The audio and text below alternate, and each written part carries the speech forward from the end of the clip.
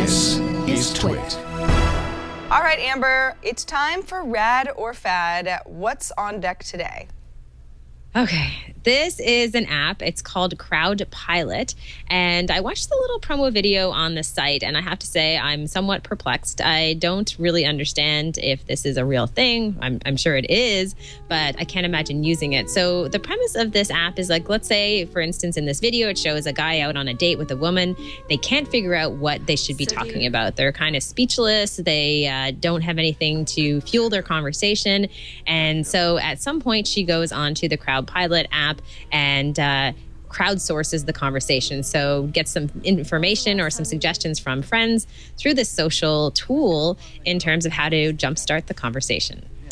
Oh, weird, my. Right? 26th, when I go to Carson City next month, and then Olympia, Salem, Sacramento on the West Coast. And then they're happy because they've crowdsourced the conversation. My first reaction is, oh my gosh, if you have to do this, you're not on the right date. At the same time, though, and you know, I've been on my share of dates, and sometimes you end up feeling like, oh, you have to have the same conversation over and over because it always starts with, oh, where did you grow up? What do you do for a living? Do you have any siblings? When's your birthday? I mean, there's these certain questions that can feel so monotonous and just kind of, it's just meh about meeting new people. So if two people were sort of game, I guess, to be a little off the wall, I kind of like this idea. I think it's kind of fun, but you'd almost have to explain to somebody ahead of time, hey, I would like to participate in this experiment with you, person I don't know that well, and see where the conversation takes us. And then you're sort of at the mercy of people who might be manipulating you a little bit to see if you'll talk about something crazy. But I don't hate the idea. I just think it's a little wacky. I'm not sure how much it has real world use. It's more of a novelty night.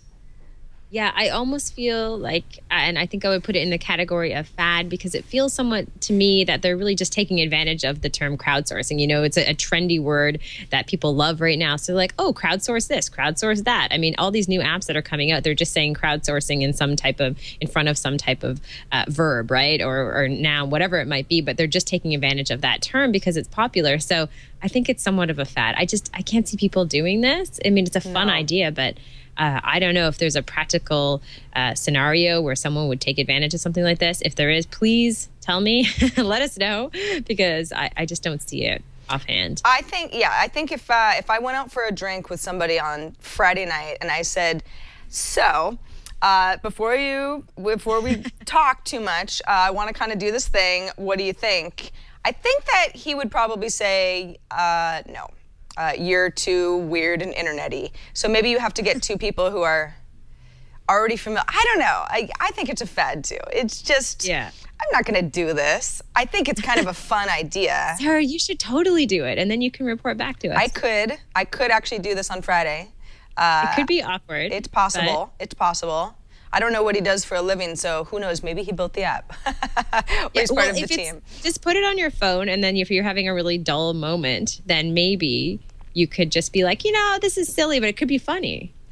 You know what you could actually have, it doesn't even have to be a first date. Maybe we're we're not thinking broad enough. This could actually be a fun exercise for friends. Maybe you just want to go out and have dinner over a conversation that is not organically happening between the two of you, and just whatever is coming through on Crowdpilot, that's what you talk about. Yeah, maybe. I don't know. I still don't think, you know, it's like you'd have to be really bored with the friend.